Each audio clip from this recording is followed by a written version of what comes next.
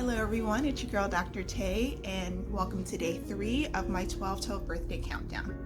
So today's essential is optimism. Now this is something that I have subscribed to for as long as I can remember.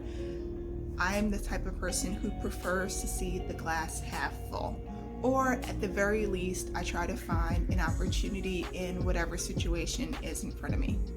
And I admit that this is something that I'm sure a lot of people sort of struggle with, especially as they see the world changing and more not so great things happening. However, I try to understand that things are happening for a reason, and so it's important for me to sort of see the positive side of that reason. And I know that there are some people who maybe are concerned or struggle with the concept of toxic positivity, which is this idea that you sort of skip over the negative feelings or emotions and you can only focus on the positive. And for me, I feel like that is certainly not healthy. If anything, I feel like it's important for us to feel our feelings, like when bad things happen, like being able to experience them, but then also release them so that we can make room for hope and optimism. And so when these negative things happen, the key is to not dwell on the negativity and really try to see the opportunity or the positivity that can come from whatever the circumstances may be. Now, a perfect example of that for me comes from many years ago when I had this Kia Sportage, which I inherited from my mom, and it was a decent car. Like, I enjoyed having it. However, one day my car was in an accident. I was not in the car when it happened. I was happily asleep on my couch. However, it happened when it was parked outside of my house, and so someone hit my car, and my neighbors were kind enough to let me know about it. And so in that situation, I could have been upset that my car was now unable to be used and I'd have to go through this process of getting it fixed and everything.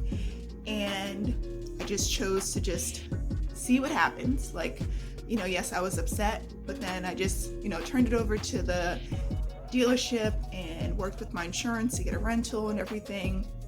And then I thought, well, maybe there's a possibility that, I can get a new car out of this.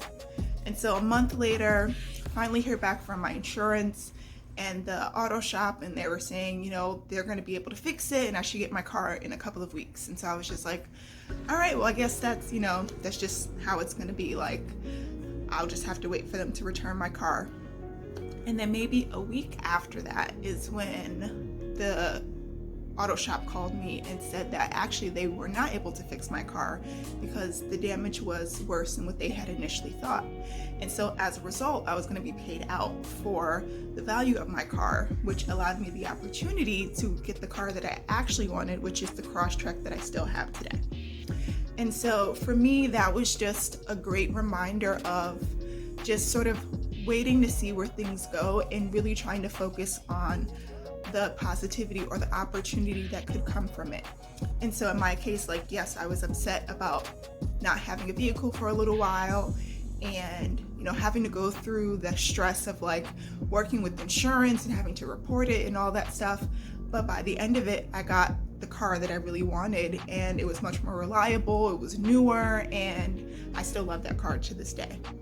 And so for me, optimism is so essential to my day-to-day life because there's just so much negativity and bad that happens in the world. And so it's important for me to make sure that my internal world is focused on the possibilities, the good side of things, as opposed to getting stuck in like the negativity and maybe seeing myself as a victim or only focusing on the loss, because there is so much good in the world.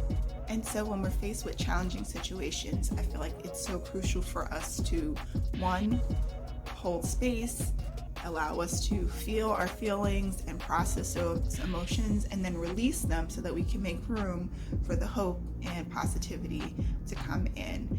And it's just a different way to frame our thinking and allows for us to maybe even get more clarity on the resources that we have available to us and being able to make things happen that work in our favor.